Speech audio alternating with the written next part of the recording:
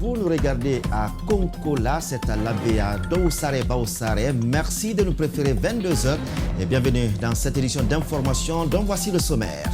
Après plus de 10 ans d'exil, l'autorisation est accordée aux deux anciens présidents de la transition à visiter la Guinée. Si Moussa Dadis Camara est attendu le 22 décembre, le général à la retraite Sekouba Konaté, lui, est rentré ce samedi dans son Sana natal à Kankan. Les Échos, c'est dans ce journal. Justice, on en parlera dans cette édition avec les audiences foraines qui se poursuivent à Guékédou, cité dans des affaires de mutilation génitale féminine. 11 accusés ont été condamnés par la justice de paix. C'est le cas à Mamou où de lourdes peines ont été également infligées à plusieurs accusés de viol notamment. L'actualité dans les journaux et sur les sites d'information, c'est en fin de journal avec Djibril Ba. C'est tout pour le sommaire. Bienvenue à tous.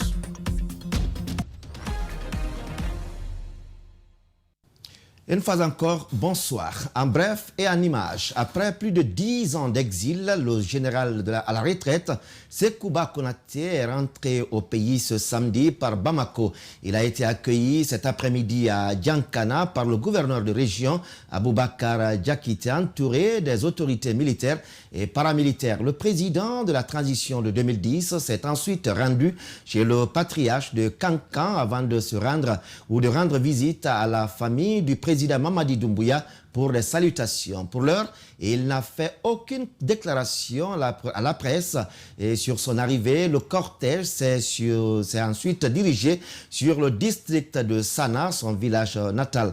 Nous y reviendrons dans nos prochaines éditions d'information avec Alpha Omar Koïta, notre correspondant sur place. Moussa Dadis Camara et Sekouba Konaté sont autorisés à rentrer en Guinée. La nouvelle est tombée le 1er décembre dernier, vous le savez sûrement. Ces deux anciens présidents de la transition entre 2008 et 2010 étaient en exil depuis plus de 10 ans. Après Sekouba Konaté, Moussa Dadis Camara est aussi attendu le mercredi 22 décembre prochain. Mais comment ces deux officiers de l'armée guinéenne à la retraite désormais se sont-ils retrouvés hors de leur pays toutes ces années?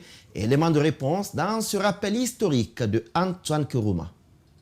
C'est bien bel et moi qui ai choisi le général Sekouba pour qu'il assume l'intérim.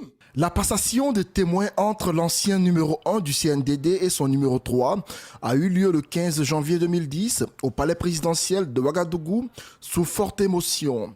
Officiellement, il est en convalescence au pays des hommes intègres, mais cette convalescence va durer des années au point où Dadis, agacé, tentera de retourner dans son pays en vain. L'entrée en politique de Dadis Camara le 12 août 2015 et son rapprochement de celui d'Alain Diallo n'ont pas été du goût du chef de l'État à l'époque. Plus tard, nos sources nous rapportent que les relations entre Alpha et Dadis vont se raffermir. Les deux hommes deviendront assez proches au point où Dadis n'hésitera pas à apporter son soutien au candidat du RPG à l'élection présidentielle de 2015. Le général Sekouba Konaté, qui a quitté Conakry au lendemain de l'élection présidentielle de 2010, s'était rendu à Addis Abeba en Éthiopie où il devait diriger une force fantôme créée par l'Union africaine. Comme Dadis Camara à Ouagadougou, il s'agissait d'une autre supercherie pour maintenir El Tigre loin de la Guinée. En 2013, il rencontre des difficultés aux États-Unis où il sera poursuivi pour trafic de devises. Il va plaider coupable en 2015. Au Maroc, où il sera basé en 2016, Sekouba est expulsé par des services secrets marocains pour menace contre le régime de Conakry. C'est finalement le président Feu Idriss Déby qui l'accueille à N'Djamena le 6 septembre 2016. Il poursuivra cette tournée à travers le monde jusqu'en 2018 où il menace ouvertement Alpha Condé de ne pas modifier la constitution pour se maintenir au pouvoir. Dadis et Sekouba, après le pouvoir, ont cessé d'être des amis. Aucun des deux ne voulait entendre parler de l'autre. Avec ce coup de grâce du CNRD, beaucoup s'interrogent désormais sur ce qui va advenir de leur relation une fois en Guinée. Antoine Kourouma pour ce rappel, merci. Après quelques semaines de suspension, les audiences criminelles ont repris ce mercredi 15 décembre 2021 au tribunal de première instance de Mamou. 10 dossiers de viol et d'assassinat étaient inscrits au rôle. Après 2 jours de débat, le ministère public et l'avocat de la défense ont présenté leurs réquisitions et plaidoiries. Finalement, la sentence est tombée. Certes, il y a eu des relax, mais d'autres prévenus ont été condamnés à des peines allant de 10 ans de réclusion criminelle et à perpétuité. Abdoulaye Diallo, Alpha Mamoudou Bari, depuis Mamo. C'est dans cette salle qui refoule du monde que se sont tenues les audiences criminelles au tribunal de première instance de Mamou. Pendant 2 jours, 10 prévenus poursuivis pour des actes criminels ont défilé à tour de rôle à la barre pour répondre des faits qui leur sont reprochés. Dans son délibéré, le juge audiencier a prononcé des peines allant de 10 ans à la réclusion criminelle à perpétuité. Statuant publiquement, contradictoirement en matière criminelle et en premier ressort, après en avoir délibéré sur l'action publique, déclare Tchernoya Diallo coupable d'incendie volontaire, de coups et blessures volontaires ayant entraîné la mort sans intention de la donner. Pour la répression, on le condamne à la réclusion criminelle à perpétuité avec une période de sûreté de 30 ans. Plus de la moitié des accusés ont, eux, bénéficié d'un non-lieu et immédiatement remis en liberté.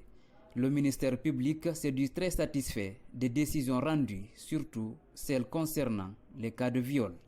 Nous sommes entièrement satisfaits des décisions qui sont tombées parce que tout compte fait, la mission essentielle du ministère public, c'est de veiller à l'application de la loi et chaque fois que des infractions sont commises, il faudrait bien que nous soyons là pour exercer les poursuites et afin que tous les agents pénaux puissent subir la rigueur de la loi. Nous sommes heureux aujourd'hui, surtout les cas de viol qui ont été jugés, il y en a qui ont été condamnés à 10 ans, à 15 ans. Nous pensons que ça, c'est un motif de satisfaction pour nous. C'est un avocat de la défense à moitié satisfait qui sort de la salle d'audience. Il compte exercer les voies de recours après entretien avec ses clients. Sur 10 dossiers criminels, la défense est sortie avec plus de la moitié de l'acquittement.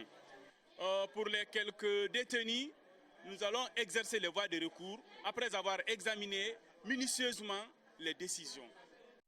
A précisé que cette femme accusée de complicité dans l'assassinat de son mari et ce septuagénaire interpellé pour double cas de viol sur 2 mineurs ont tous bénéficié d'un non-lieu pour défaut de preuves. De Mamou, direction Guékédou. Là-bas, je vous le disais, ce sont 11 personnes qui viennent d'être condamnées par la justice de paix. Elles sont citées dans une affaire de mutilation génitale féminine dans la sous-préfecture de Tekoulo. Pour la circonstance, la justice, en collaboration avec l'ONG AFASCO, a organisé les audiences foraines à Tekoulo où elles ont été entendues. Depuis Guékédou, Bernard Koundouno pour le compte-rendu. Ils sont au total 11 personnes. Après le délibéré, les présumés sont tous déclarés coupables des faits de mutilation génitale féminine qui les sont reprochés. Le juge a prononcé une peine de 10 mois d'emprisonnement, dont 7 assortis de sursis et un paiement de 300 000 francs pour certains. En procédant à la tenue de ces audiences foraines pour la 2e fois dans cette préfecture, la justice de paix veut bien se rapprocher de la population pour freiner ce fléau. Notre souci n'était pas la répression d'abord a priori. Notre souci, c'était de venir entretenir notre population à la base, surtout la zone où la science là s'est tenue. Tekoulo est considéré comme étant une zone très propice pour ces pratiques-là. Donc venir ici, tenir une audience comme ça, nous sommes conscients que c'est dangereux, mais qui ne risque rien n'a rien. Parfois, il faut donner l'exemple. La tenue de ces audiences foraines à Tekoulo vient renforcer les efforts de l'ONG AFASCO dans le cadre de la lutte contre les mutilations génitales féminines. Aujourd'hui, je suis plus que satisfait parce que le fait d'abord de déplacer la justice et tenir une sensibilisation face à face avec la communauté, avec tous les représentants des différents districts de Tekoulo, moi je suis plus que satisfait. Et je sors convaincu que les résultats sont très énormes. Le projet est l'initiative de l'ONG AFASCO et ses partenaires, à savoir l'UNICEF et Plan Guinée. Tous saluent la décision de la justice. C'est un offre de soulagement pour moi personnellement, mais aussi pour l'ensemble des partenaires techniques et financiers qui sont en train d'œuvrer ou déployer des efforts depuis des années pour mettre fin aux mutilations génitales féminines et des mariages d'enfants en Guinée. À Guékédou, ces audiences foraines n'ont pas seulement permis de sanctionner les pratiquants des MGF, elles ont aussi permis de sensibiliser contre ces pratiques dans la localité. Un mot de politique dans cette édition vers une alliance politique entre le parti de Mamadou Sylla, UDG, et l'ANAD que dirige Cellou Dalein Diallo.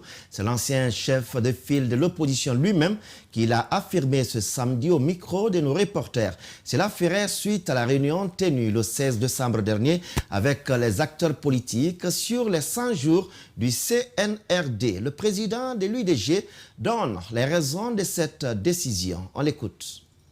Aujourd'hui, tout le monde se cherche, que ce soit RPG, que ce soit l'ANAD ou autre. Ça dépend que les coalitions qui se comprennent, qui puissent faire aller ensemble. Vous savez, politique et alliance électorale, c'est pas la même chose. Il faut que les gens comprennent.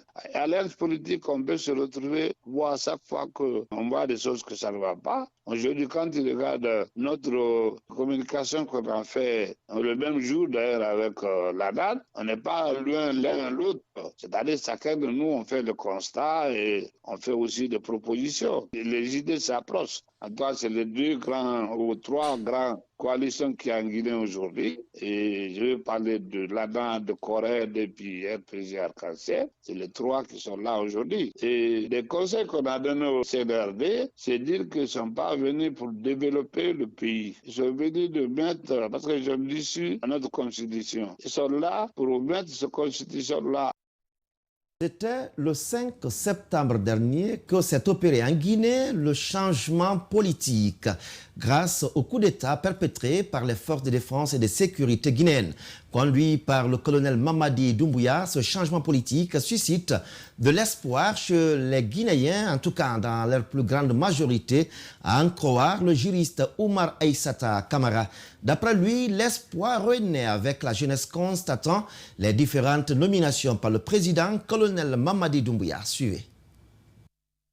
Nous reconnaissons en vous, Monsieur le Président, un Guinéen déterminé pour le bonheur du peuple, surtout pour la justice audacieuse, impartiale et inébranlable que le Guinéen espère actuellement.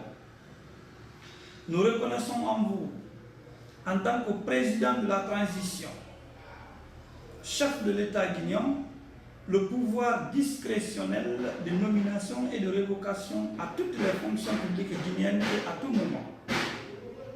Cependant, notre souhait le plus ardent reste et demeure. En plus d'une communication claire sur le délai transitoire en Guinée, le changement positif de certaines pratiques qui consistaient dans les temps jadis à arracher des racines d'information, de contrôle ou de résistance du peuple en cas d'intention malsaine du haut sommet. Autre sujet de l'actualité, le 18 décembre de chaque année, l'humanité célèbre la journée internationale des migrants.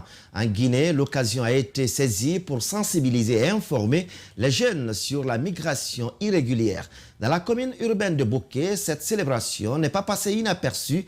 Des représentants de l'Organisation internationale pour la migration OIM ont fait passer des messages à la couche juvénile. Mamadou Pété Diallo et Salifo Lifo Sissé nous signent ce reportage. Des migrations sûres dans un monde qui bouge, c'est sous ce thème que cette journée internationale des migrants a été célébrée à Boké. Après avoir décliné l'objectif de la cérémonie, les initiateurs ont invité les participants à faire un tour sur le chemin de l'esclavage se trouvant dans l'enceinte du musée régional de Boké. Une façon pour eux d'immortaliser toutes ces personnes qui ont été contraintes de quitter leur sol par la voie migratoire. L'objectif de cette journée, c'est une journée commémorative qui vraiment nous permet de penser à nos jeunes migrants qui sont morts dans le désert et dans la Méditerranée. Mais aussi, c'est une journée de réflexion, d'échange d'idées, de partage d'expériences et d'orientation des jeunes par rapport aux opportunités existantes qu'ils peuvent exploiter pour la réussite ici en Guinée. Cette célébration a été marquée par des prestations artistiques dans lesquelles des messages de sensibilisation ont été donnés en vue d'inviter les jeunes à rester chez soi et entreprendre. Ce jeune migrant, ayant traversé des difficultés sur le chemin, a accepté volontairement de retourner à la case de départ. Tout de même, il conseille les personnes animées par la pratique migratoire. Moi, je sais combien de fois j'ai souffert et j'ai rencontré tant de difficultés sur cette route. Donc, et il y a même mes amis qui ont perdu la vie là-bas. Donc, tout ce que je peux le dire, c'est de rester et essayer vraiment de poursuivre. Si il étudie, de poursuivre ses études. Si il avait abandonné ses études, d'apprendre un métier ou chercher à entreprendre. Les responsables techniques de l'Organisation internationale pour la migration OIM ont exprimé leur désolation face aux pertes en vie humaine enregistrées dans le désert et dans la Méditerranée. Ils ont néanmoins invité les jeunes à passer par la voie légale pour aller dans les autres continents du monde. La migration sûre est la solution qu'il faut pour tous les Guinéens qui veulent migrer. La migration clandestine a eu fait tellement de morts que vraiment célébrer cette journée permet de se remémorer de tous ceux qui sont morts dans la traversée à travers Libye, à travers la Méditerranée, à travers la Tunisie. La cérémonie a pris fin par une remise de kits aux personnes vulnérables, une façon pour eux d'encourager les jeunes à rester au pays. Merci Salifou Lifo Cissé et Pété Diallo. Essai sur les fonctions diplomatiques et consulaires, expérience d'un diplomate guinéen. C'est un nouveau livre paru aux éditions L'Harmattan Guinée du diplomate Mamadou Falilouba. Dans cet ouvrage, l'auteur Mamadou Falilouba parle de la diplomatie guinéenne en général et ses années d'expérience dans ce domaine en particulier. Le livre a été dédicacé ce samedi au ministère des Affaires étrangères et de la coopération. André Mossier-Milimouno et Abdoulaye Kamara pour les détails. C'est un livre de 177 pages dont 8 chapitres. L'auteur est un ancien diplomate. Il évoque les rouages de la carrière diplomatique guinéenne. Il a également apporté sa contribution à travers la littérature aux jeunes débutants dans la diplomatie. La diplomatie constitue toujours le reflet de la politique étrangère formulée par le chef de l'État en exercice dans tout pays. Après avoir évolué pendant plusieurs années dans l'administration des affaires étrangères, que j'ai jugé utile d'apporter ma modeste contribution au renforcement des capacités des jeunes générations guinéennes ayant choisi la diplomatie comme carrière. L'éditrice du livre, la Maison Harmattan Guinée, a souhaité que le livre soit mis à la disposition de l'ensemble des cadres du département et des ambassades de Guinée dans le monde.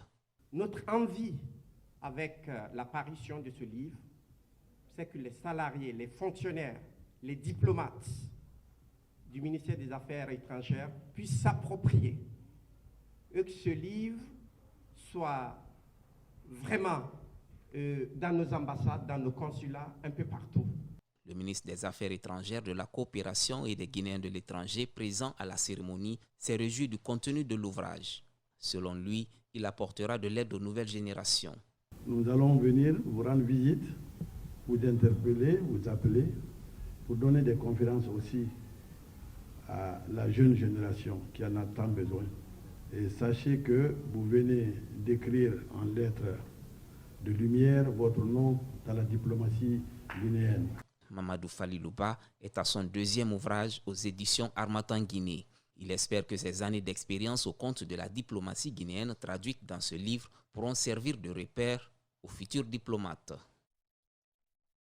La Guinée rend hommage à Nadine Barry à travers le Centre international de recherche et développement CIRD en abrégé. Ce samedi, plusieurs cadres de l'intelligentsia guinéen ont témoigné du bienfait de cette Française qui porte la Guinée dans son cœur. En retour, elle s'est sentie très honorée et elle est gratifiée, dit-elle. Mamoudou Bouléré Diallo et Thierno Sadouba pour le point. Des témoignages émouvants venus d'une bonne partie de la crème intellectuelle guinéenne retentissent au Centre international de recherche et de documentation CIRD pour rendre hommage à Nadine Barry. Nadine Barry est indissociable du destin de la Guinée. Elle fait partie de notre histoire. Notre histoire doit être assumée avec ses bons côtés et ses mauvais côtés. Nadine Barry, ce n'était pas une obligation, mais pour nous c'était un devoir en tant que centre de recherche de faire quelque chose, de marquer les esprits pour montrer que Nadine Barry a épousé un homme. Et au-delà de cet homme, elle a épousé un pays. Et depuis, elle tient cet engagement. Dans les témoignages, il ressort que Dame Nadine est celle qui distribue de l'amour à son entourage. Ses camarades expliquent qu'en France, l'écrivaine Nadine se reconnaît guinéenne dans l'âme. Elle m'a transmis son amour de la Guinée et des Guinéens et la devise d'origine de Guinée Solidarité, aider ceux qui cèdent. Voilà, parce qu'il y a des Guinéens extraordinaires dans ce pays. On a coutume de rendre hommage aux gens quand ils ne sont plus. Là, c'est des coutumes, c'est des hommages vraiment sans fantôme. Puisqu'elle est présente dans la salle, celle qui s'est fait appeler Maman Nationale par Guinée Solidarité a tenu à remercier les personnes qui ont eu l'initiative de lui rendre hommage. Souvent, je ne me reconnais pas parce que c'est trop positif, mais je remercie quand même. Ça partait d'un bon sentiment et c'est effectivement avec des bons sentiments qu'on fait un bon pays. Il faut trouver les qualités qu'il y a dans la personne que vous avez en face de vous et c'est plus difficile mais beaucoup plus gratifiant. Déjà, l'idée d'un projet de livre sur le parcours de Nadine Barry est en gestation. Le bouquin s'appellera probablement Au nom de l'amour.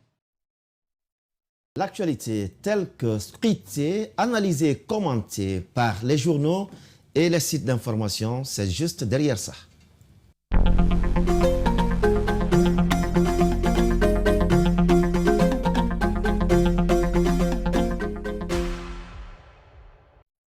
À la une des médias, ce soir, Djibril Ba, bonsoir. Bonsoir David. Merci encore d'être sur ce plateau pour nous scruter, décrypter l'actualité sur les sites et les journaux. Vous dites plus d'une soixantaine de dossiers examinés par l'agence judiciaire de l'État cette semaine, des hauts cadres incriminés. La presse s'en est bien fait écho. Oui, effectivement, David, ce présumé détournement a éclaboussé la plus haute sphère de l'État, à telle enseigne que beaucoup de médias, des sites d'information s'en font l'écho. Ils ont parlé là-dessus. Et je reviens sur Mosaïque, qui quand même s'est interrogé, s'est posé la question sur le rôle d'un agent judiciaire de l'État. Donc, le site Mosaïque dit « L'agent judiciaire de l'État est-il procureur ?» Donc, en posant cette question, notre confrère a tenté de définir le rôle d'un agent judiciaire de l'État pour dire que l'agent judiciaire de l'État représente l'ensemble des services de l'État devant les juridictions de l'ordre judiciaire. Donc, notre confrère Mosaïque a déploré la démarche utilisée par l'agent judiciaire de l'État qui est allé à la télévision nationale pour citer des cadres qui sont placés au niveau des institutions et des directions générales. Et puis, il y a Guinée News qui a analysé et scruté cette information. Notre confrère a dit que ce n'est pas à l'agence judiciaire de transmettre les dossiers, si vous voulez, des documents au procureur. Donc l'agence judiciaire, selon Guinée News, doit suivre les hiérarchies, c'est-à-dire les services d'inspection, jusqu'à atteindre le ministère de la Justice et puis transmettre finalement le dossier au procureur acquis des droits. Oui. On va dire comme ça. Donc, le site d'information a dit que c'est comme ça que cela aurait dû se passer. Donc, je voudrais quand même préciser que Yacine Diallo, l'une des personnes qui ont été quand même incriminées, donc cette actualité n'a pas laissé de marbre Yacine Diallo qui a dit vraiment qu'il s'est rendu personnellement à l'agence et fournir, c'est-à-dire il a fourni tous les documents, dossiers à l'agence judiciaire. Il dit le montant dont il est question a servi à couvrir des besoins immédiats de la haute autorité de la communication entre le 29 septembre et le 19 octobre 2021. Et le montant pour Yacine Diallo, c'est 47 millions, hein? Oui. 47 millions 630 000 francs guinéens. Oui. Et l'autre actualité, cette semaine, les sites en ont fait écho, c'est bien les injonctions de la CEDEAO que n'entend pas admettre le CNRD. Oui, on va dire que les confrères quand même ont fait allusion c'est-à-dire au communiqué de la junte qui a dit que ce n'est pas ce n'est pas, c'est-à-dire les membres du CNRD qui sont à la base du retard de la mise en place du CNT, parce que quand les chefs d'État de la CEDEAO se sont réunis, il y a eu quand même cette attention qui a été portée sur cette CNT. Donc, dans son communiqué, Guinée Matin a relayé certains passages de ce document pour dire que le CNRD attribue aux structures chargées de désigner des représentants au CNT la responsabilité du retard. Et cette actualité quand même a été aussi décryptée par le site d'information Guinée News, qui a dit que la junte s'en tire les brais net. Et en même temps, entre les lignes de ce site d'information, on précise que, car en lieu et place des tombereaux de sanctions que certains Cassandres prédisaient à l'endroit du colonel Mamadi Doumbouya et de son gouvernement, les chefs d'État se seraient abstenus de remettre une louche.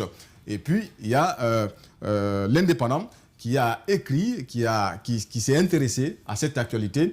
Et donc, l'Indépendant a rapporté les propos du porte-parole du gouvernement, Ousmane Gawal Diallo, qui a salué quand même cette position de l'institution, c'est-à-dire la CEDEAO, le fait de ne pas renouveler les sanctions et mettre la pression sur le calendrier. Donc, c'est un acte salutaire selon Ousmane Gawal Diallo. Donc, je voudrais quand même faire cette précision de, comment il s'appelle, Kabine Komara, qui a fait une tribune... L'ancien Premier ministre. Voilà, l'ancien Premier ministre qui a fait une tribune dans les colonnes du démocrate.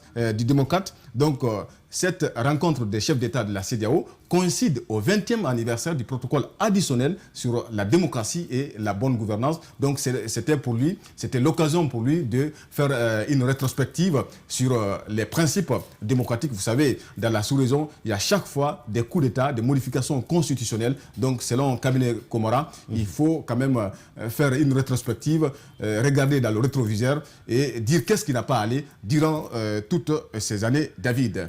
Alors, les villas de la Belle-Vue, une restitution et son symbole selon l'aigle.info. Oui, comme vous l'avez dit, c'est le journal quand même qui a fait un édito là-dessus et qui a précisé que de 1958 de nos jours, sous les différents régimes qui ont eu à se succéder, quand même de nombreuses familles ont vu leurs biens immobiliers confisqués. Donc avec l'avènement du CNRD, le Comité national du rassemblement et du développement. Donc c'est une lueur d'espoir, c'est un grand espoir. Donc c'est pour cela qu'on a assisté à la restitution des cases de Bellevue à la famille Touré. Il faut quand même préciser que cette famille Touré a mené beaucoup de démarches. Vous savez, à la suite de prise de pouvoir par le colonel Lansana Conté en 1984, donc les cases de Bellevue ont été confisquées par le régime militaire. Et puis en 1994, il y a eu cette tentative de restitution, mais cela n'a pas eu lieu. Et ce n'est qu'en 2021, donc le CNRD a pris cette décision pour restituer les cases de Bellevue. Et puis, il faut quand même préciser que le Populaire a dit que la Direction générale du patrimoine bâti public et tout autre service sont invités à cesser toute action de gestion relative au terrain bâti, sauf avis contraire des héritiers. Des héritiers, c'est-à-dire c'est Aminata Touré, Mohamed Touré. Mohamed Touré, le secrétaire général du PDG RDA. Et pour terminer avec vous, Djibril Ba, vous l'apprenez également. Et c'est une actualité qui fait polémique. C'est bien le nom de l'aéroport international qui est devenu désormais Ahmed Sékou Touré. Polémique, lit-on sur les sites d'information. Oui, c'est Mosaïque qui a été le premier site à poster cette actualité pour dire que l'aéroport international Conakry-Bessia a été rebaptisé Ahmed Sékou Touré, donc le premier président de la République de Guinée, est ainsi honoré par la junte.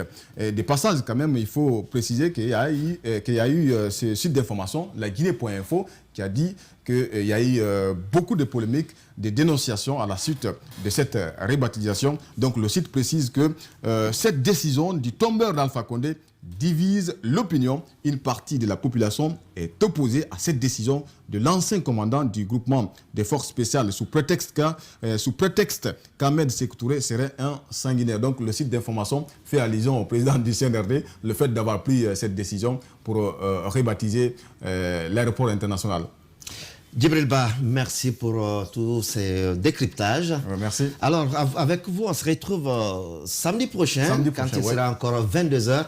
Et avant de se quitter, on poursuit cette édition d'information avec, bien sûr, le public reportage, l'université Nongo Conakry, mais sur le marché de l'emploi. Une trentaine de diplômés en logistique, transport et comptabilité et gestion. Cette première promotion en BTS, brevet technique supérieur, est la première étape d'une aventure, promet le fondateur de l'université. Pendant ce temps, l'ONG Cœur des Anges a célébré la journée spéciale des enfants démunis ce samedi à la Blue Zone des Kaloum. Nous sommes le mois de décembre et bientôt le Père Noël va commencer à distribuer des cadeaux aux enfants par anticipation. La fête de Noël dédiée aux tout-petits a été célébrée ce samedi par la Fondation internationale Tcherno et Mariam Fitima. Comment performer davantage le système éducatif guinéen? Pour répondre à cette problématique, l'ONG Guinée Jeune Élite a organisé ce samedi à Conakry un concours de grammaire impliquant de nombreuses écoles du pays. Et retrouvez tout cela dans la page publique reportage. Quant à moi, je vous dis à jeudi prochain pour d'autres infos et retrouver dimanche demain Idrissa Bari. Merci de votre fidélité et au revoir.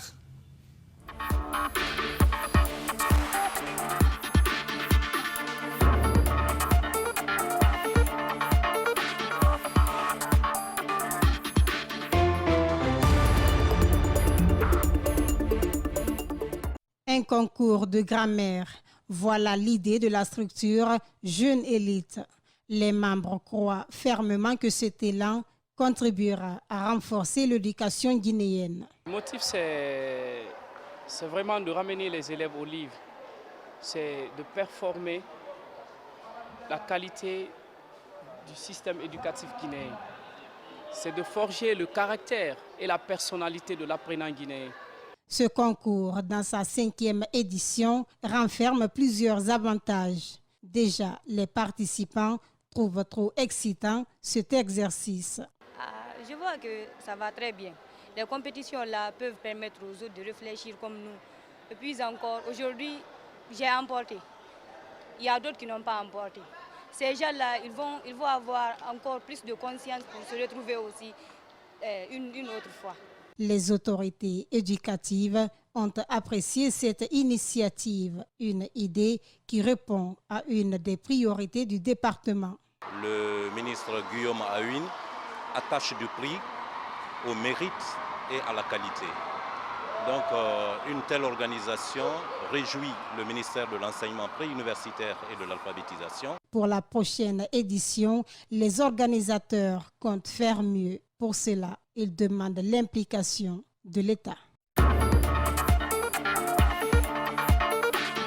Dans une ambiance festive et récréative, la Fondation Fitima met de la joie dans le cœur des enfants. Ces tout-petits vivent avec un handicap. Des prestations scéniques, artistiques sont faites pour le respect des droits de ces enfants démunis.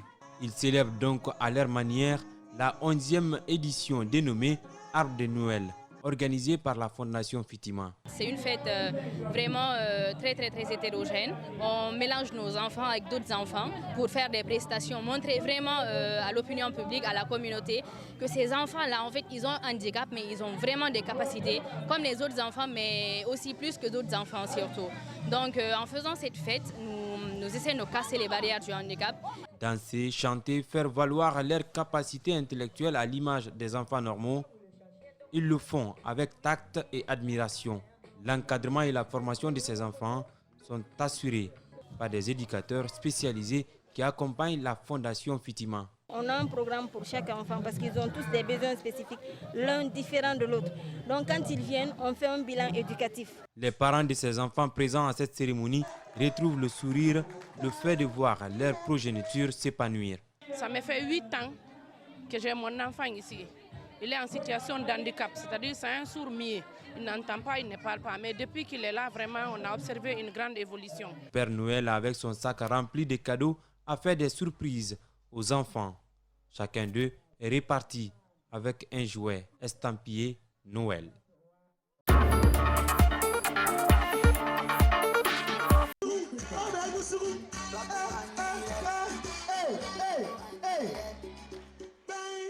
C'est dans cette ambiance festive que les enfants orphelins ont célébré leur journée spéciale. Plusieurs activités culturelles étaient à l'ordre du jour. Des prestations artistiques, du slam, de la poésie, la danse et le chant.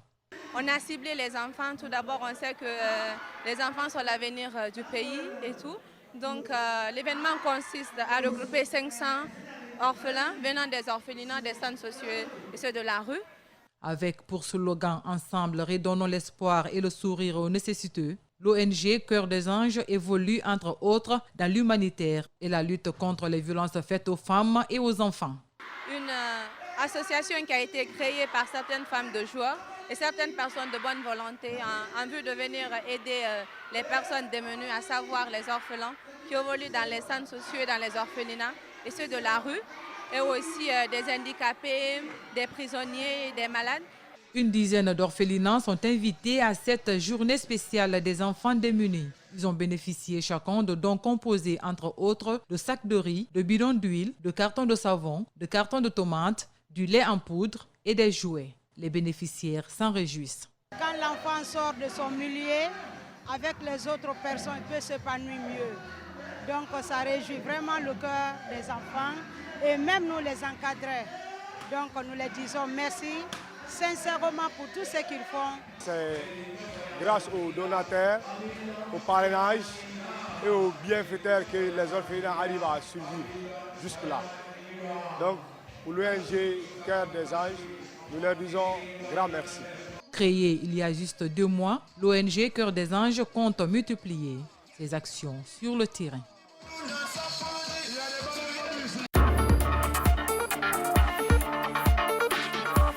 Depuis au moins une décennie, les observateurs s'accordent sur un point.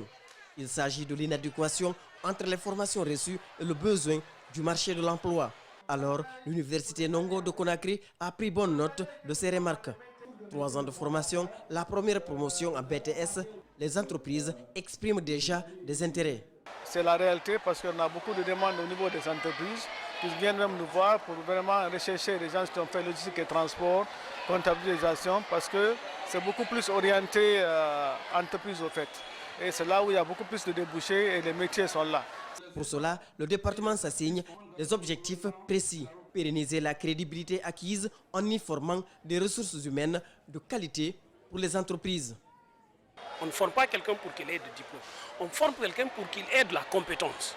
Et nous pensons que nous avons fourni à nos étudiants cette compétence. Maintenant, si cette compétence-là permet d'acquérir un diplôme, tant mieux. Mais nous formons pour des compétences. Celui qui veut détruire un pays s'attaque à son système éducatif, rappelle l'ancien ministre de l'Enseignement supérieur, qui de passage exprime son admiration pour ses diplômés en BTS. L'essentiel du travail se trouve au niveau technique. Mais n'empêche aussi que si demain vous voulez faire d'autres types d'études supérieures, vous êtes libre. Une entreprise a promis de recevoir les lauréats en stage. Approfondir les études, créer leur propre entreprise, toutes les options sont sur la table, disent-ils. Ou aussi, pourquoi pas penser à l'entrepreneuriat, parce que dedans on a appris assez de choses.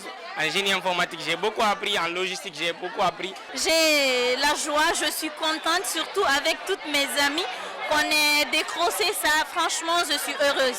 La prochaine étape, comme toutes d'ailleurs, c'est de chercher un boulot et l'avoir et aussi approfondir nos études. Des photos de famille pour immortaliser la fin du parcours académique avant d'ouvrir ou lancer définitivement leur carrière.